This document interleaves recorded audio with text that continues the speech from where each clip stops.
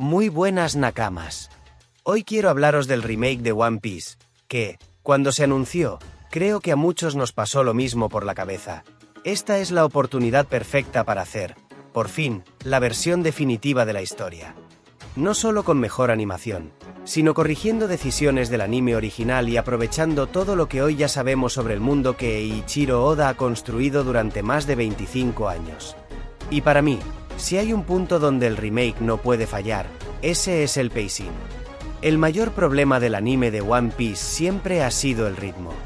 Actualmente, el anime adapta un capítulo de manga por episodio, y en muchos casos, incluso menos.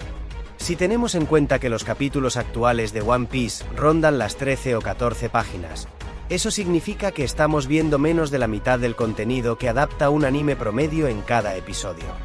Series como Naruto o Black Clover adaptan aproximadamente un tomo de 200 páginas en unos 6 episodios.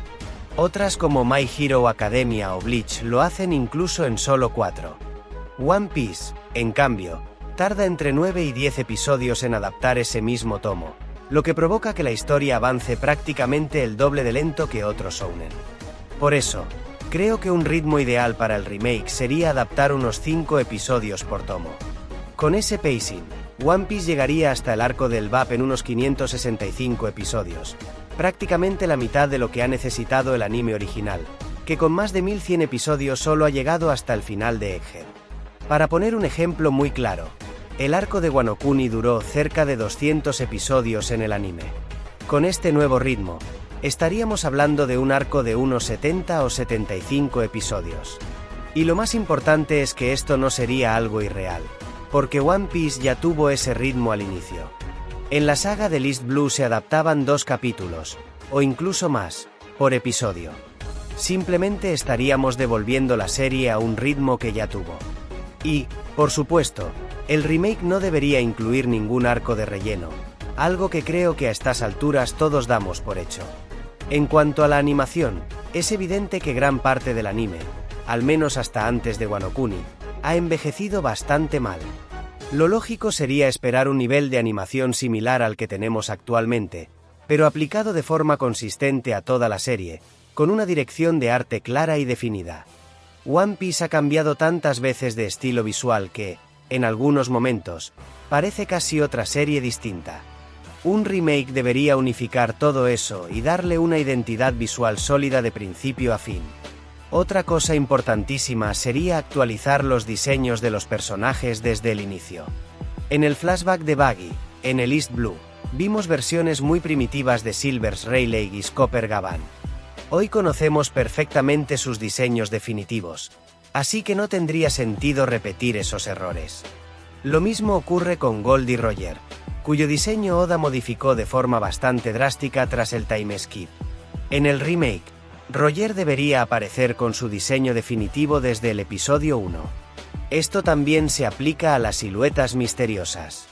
Cuando se mencionó por primera vez a los Ichibukai, a los Yonko o incluso a Loki, las sombras que vimos no tenían absolutamente nada que ver con sus diseños finales. Ahora que ya conocemos cómo son, sería un detalle increíble que el remake mostrara siluetas coherentes con Crocodile, Jinbe, Boa Hancock o los demás, reforzando la sensación de planificación del mundo. Ligado a esto, creo que el remake debe respetar los colores oficiales del manga. A veces parece una tontería, como el caso del Going Merry, que es marrón en el manga y blanco en el anime. Pero hay otros casos mucho más delicados, como el de Mihawk, cuyos ojos son rojos en el manga y amarillos en el anime. Si ese detalle acaba teniendo importancia en la trama, por su linaje o por alguna raza especial, el cambio del anime podría convertirse en un error gravísimo. Por eso creo que, aunque en muchos casos parezca irrelevante, el remake debería ceñirse al coloreado oficial del manga siempre que sea posible. Algo que sí está totalmente confirmado y es una gran noticia es la eliminación de la censura. El anime original suavizó o directamente arruinó momentos muy potentes del manga. El ejemplo más claro es el sacrificio de Zed.